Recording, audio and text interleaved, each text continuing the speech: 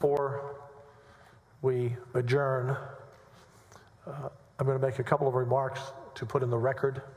Also, I want to remind you under Rule 8 of the rules that you passed, each of you can enter a written statement into the record over the next 72 hours. It would have to be in the next 72 hours.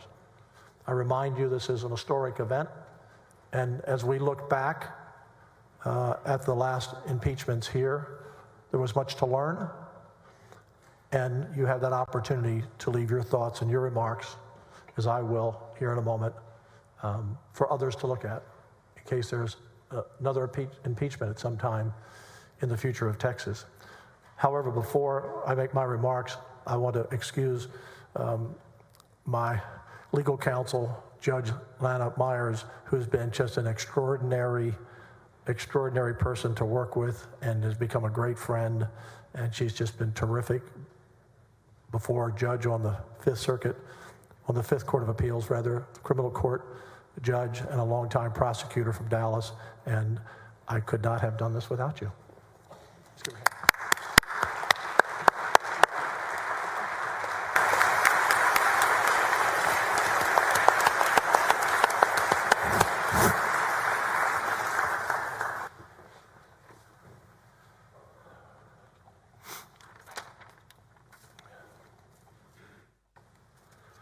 Members, I have just a few minutes of comments, about 5 minutes. I've been unusually quiet for the last 3 months since the House of Representatives sent the articles of impeachment against Attorney General to us on very short notice in the final hours of the regular legislative session. The law requires the Senate to receive the articles and have a trial, and once I realized I would be the presiding officer and judge, I thought it was my duty to be quiet on this issue. Otherwise, how could I oversee a fair trial? I've done my very best to do so the last 3 months, and especially the last 2 weeks.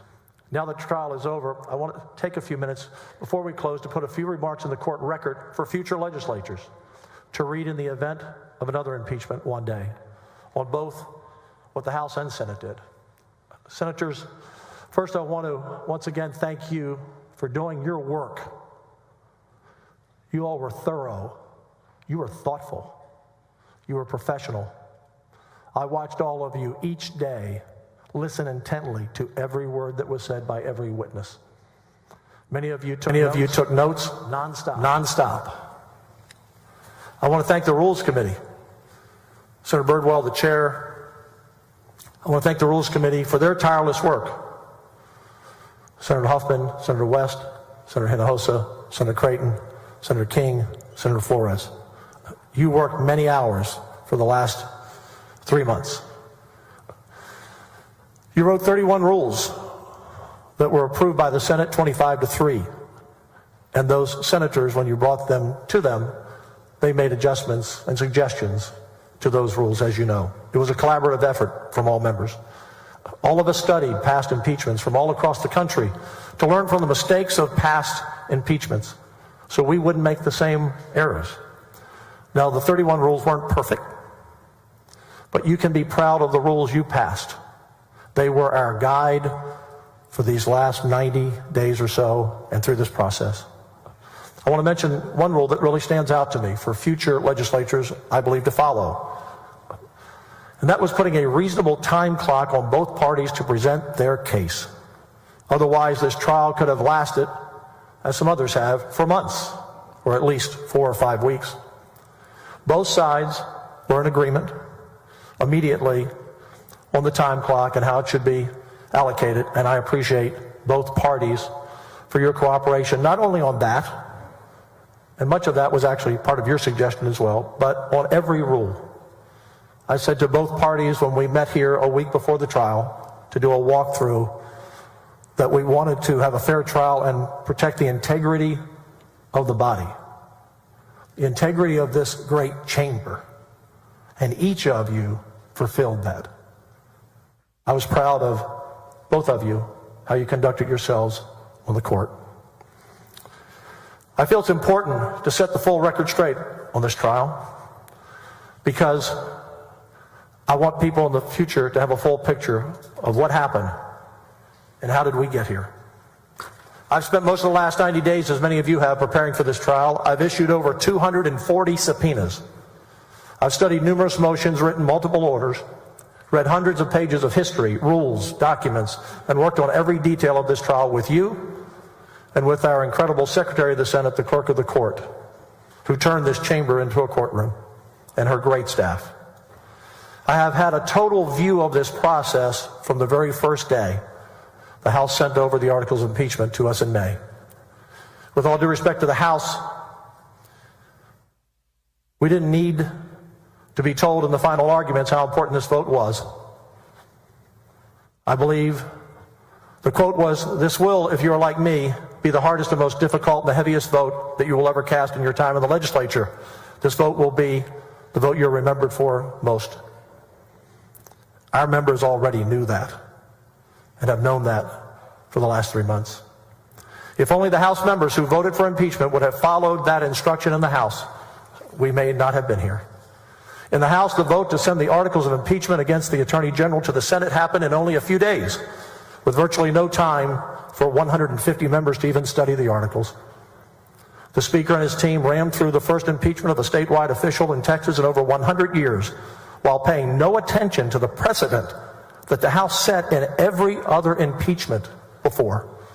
In the past, the House had transparent and open investigations for all to see, including other House members. The target of the investigation was notified and invited to attend with counsel and given an opportunity to cross-examine witnesses that were placed under oath before testimony was taken. At the conclusion of past House investigations, the evidence was laid out for weeks for House members to evaluate, not hours, before they took their vote on articles of impeachment. Representative John Smithee, a longtime House member who has argued cases before the Texas Supreme Court, spoke on the House floor during impeachment vote in May. He was one of only 23 who voted against impeachment.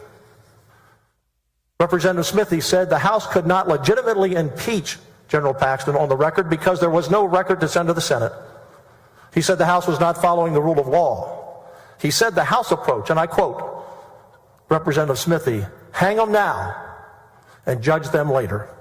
Confirming this, Representative Murr, the chair of the House Investigating Committee, said on the House floor, "The House is not the body that does the fact-finding. The fact-finding occurs in the Senate, and the oath for any witnesses would occur there." Well, that's just not true. As Representative Smithee said, that's exactly what they did in 1917. He said the last House impeachment of a statewide official in 1917 was Governor Ferguson. John Smithee said it was conducted like a full trial before the House sent it to the Senate. Witnesses were put under oath and cross-examined by the defendant. He said this time no House witnesses were put under oath, and the defendant was denied the right to cross-examine. Representative Smithee told his fellow members the House process was indefensible. Representative Smithee said the House did not follow the rules of evidence, and their case was based on triple hearsay that would never be allowed in court. I think Representative Smithee's speech was one of the most honest and courageous speeches I've ever heard of in the House. And if you want to watch it online, go to YouTube. Look up John Smithee, that's S-M-I-T-H-E-E, his floor speech on the Paxton impeachment. It's an amazing, courageous speech to give when he knew he was only one of 23 not voting for impeachment. In the next regular session, we should amend the Constitution on the issue of impeachment as currently written that allowed this flawed process to happen. Any testimony given in a House impeachment investigation must be given under oath, and the target of that impeachment must be allowed to present with a lawyer to cross-examine the witnesses. Otherwise, people can say anything they want without any accountability or need to be truthful because there is no threat of perjury. The House must also give members a minimum of 2 weeks to review all evidence given under oath before voting on such a serious matter. Had they done those two things, this trial may never have happened. And when the House sends articles of impeachment to the Senate, if they do in the future, the official should not be put on unpaid leave through the process. The federal system does not allow that.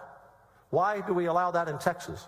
President Clinton and President Trump did not have to step down from the Oval Office from their duties during their impeachment process. And members, this is not a partisan issue. We owe it to future legislatures to make these changes so that no future official impeached by the House, whether Republican, Democrat, or Independent, is subject to the way this impeachment process occurred in the House this year.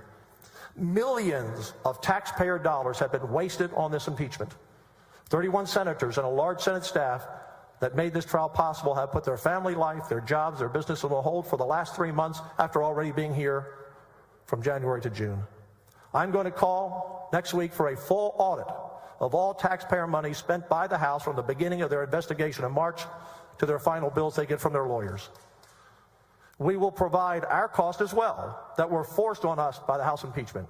One big difference: we didn't pay a huge team of outside lawyers and investigators. We did it mostly with our own staffs, working endless hours with no extra pay. As Representative Smithy said, this is not the way it has happened in the past in the House.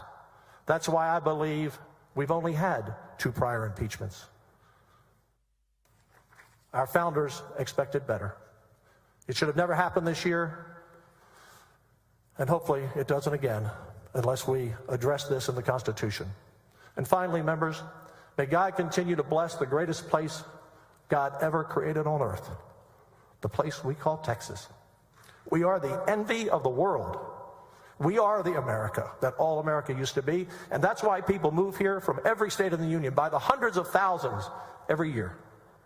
Members, each of you took an oath on the Sam Houston Bible on the first day of this trial. And I know no matter how you voted, you lived up to that oath and how you saw the evidence. I thank you again for the professionalism you demonstrated every day for the last 3 months. I'm honored and I'm proud to serve with you as Lieutenant Governor. Members, a judgment of acquittal or dismissal on all articles of impeachment satisfies Texas Constitution Article 15, Section 5. I will now sign the final judgment.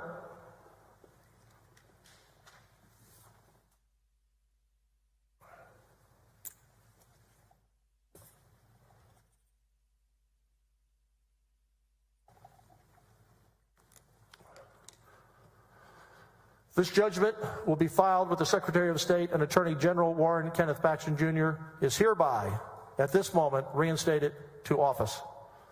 The President's desk is clear, and there is no pending business before the Senate. I'm now going to recognize the Dean for a highly privileged motion. The next thing I will do is have the jury retire, so lawyers and House managers, everyone stay in your seats till the members of the jury leave. Senator Whitmire.